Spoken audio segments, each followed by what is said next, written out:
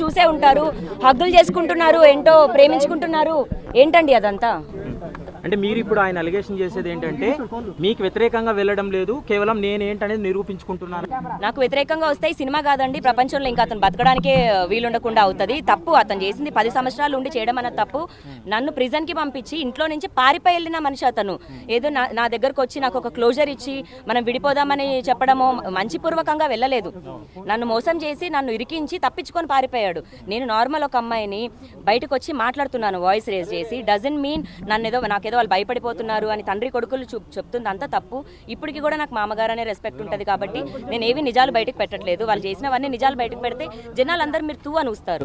ఇప్పుడు మాట్లాడుతూ రాస్తారు మస్తాన్ సాయితో మీకు ఎఫ్ఐఆర్ ఉందని చెప్పి మస్తాన్ సాయితో ఏముంది అన్నది ఖచ్చితంగా నేను ప్రూవ్ చేసుకుంటానండి. అండ్ అది లీగల్గా ఉంది ఆల్రెడీ. కేసు స్టేషన్లో నడుస్తుంది కదా, కోర్టులో నడుస్తుంది కదా, మేము అక్కడే చేసుకుంటాము. ఇప్పుడు అతను మాల్వి మల్హోత్రాతో ఏం చేస్తున్నాడు అన్నదే నేను ప్రూవ్ చేయాలనుకుంటున్నాను. మరి ఆమెతో ఎందుకుంటున్నాడు? ఇప్పుడు ఇక్కడి నుంచి అయిపోయిన తర్వాత కూడా ఎక్కడికి వెళ్తాడు అతను?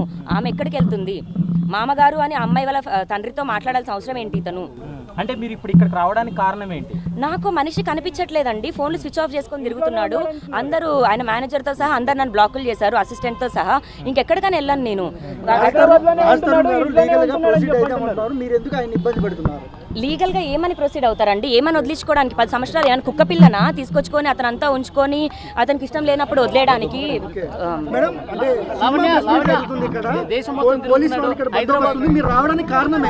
నాకు ఆ మనిషి ఇంకా ఇక్కడే దొరుకుతాడు కదా. ఈ రోజు ఇక్కడనే కాదు, రేపు పొద్దున అతను షూటింగ్ ఎక్కడికైనా వెళ్ళనివ్వండి, ఇంకెక్కడికైనా వెళ్ళనివ్వండి, నేనైతే వదలను. రాస్తారని వదిలే సమస్య లేదు. అతను నా మనిషి, నా రాజు. నేను అతని కోసం ఎక్కడి వరకైనా వెళ్తానండి.